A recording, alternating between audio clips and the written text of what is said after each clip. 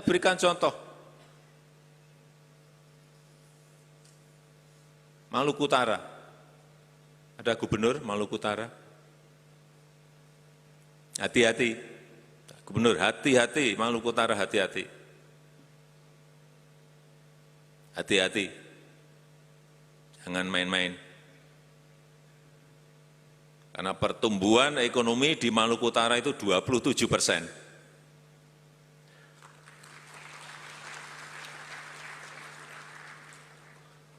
Pertumbuhan ekonominya sudah tinggi sekali, itu paling tinggi di dunia di Maluku Utara itu.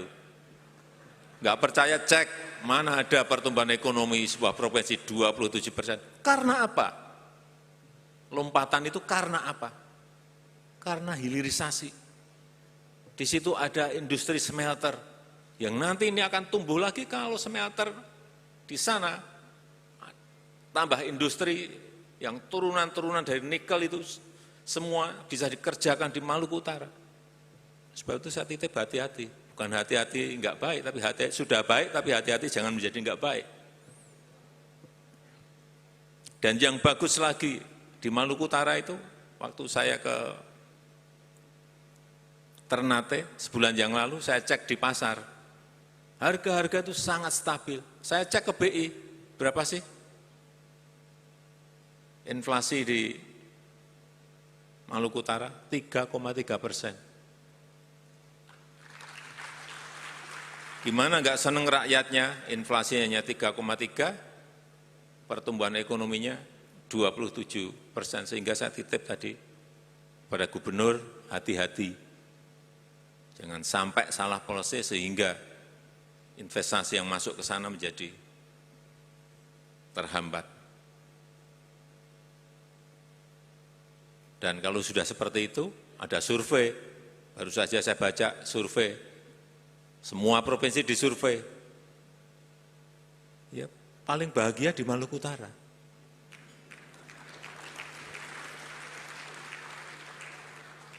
Oh itu Pak Gubernur mau saya marahin, ternyata di sini. Yang paling bahagia itu di Maluku Utara.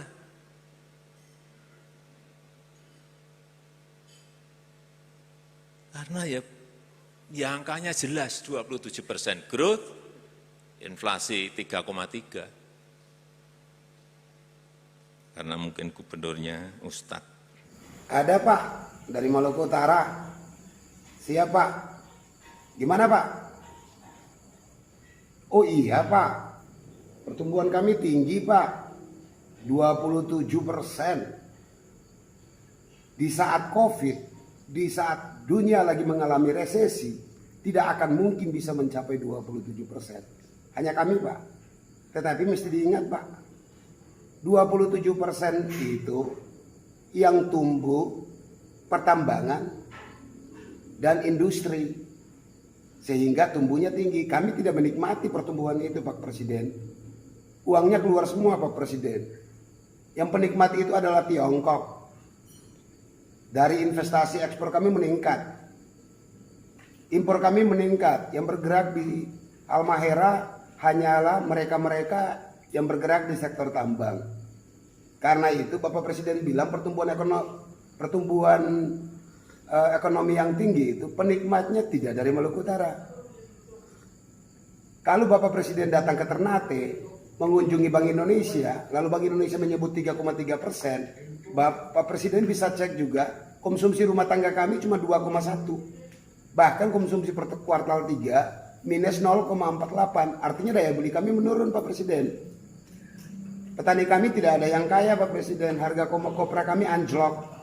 Dari 12.500 per kuartal 1 turun menjadi 3.000 per kilogram di kuartal 3. Daya beli kami turun sehingga inflasi tidak meningkat karena tidak banyak yang mau membeli barangnya.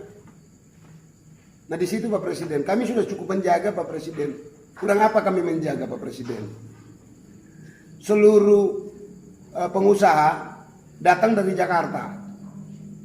Pelaku UMKM kami tidak ada satu yang masuk ke industri, tidak menjadi pemain di dalam industri tambang. Kami saking menjaganya industri, upah minimum regional untuk sektor pertambangan, walaupun ekonominya tumbuh 27% disumbangkan oleh sektor pertambangan, tapi UMR-nya tidak naik Pak Presiden. Yang kami naikkan 4% hanya untuk UMKM, agar UMKM membayar gaji lebih banyak, si tambangnya tidak perlu bayar gaji lebih banyak. Itu cara kami menjaga Pak Presiden. Kami siap terus menjaga Pak Presiden, walaupun kami harus miskin dalam bahagia. Terima kasih Pak Presiden atas miskin kami yang penuh kebahagiaan. Wassalam.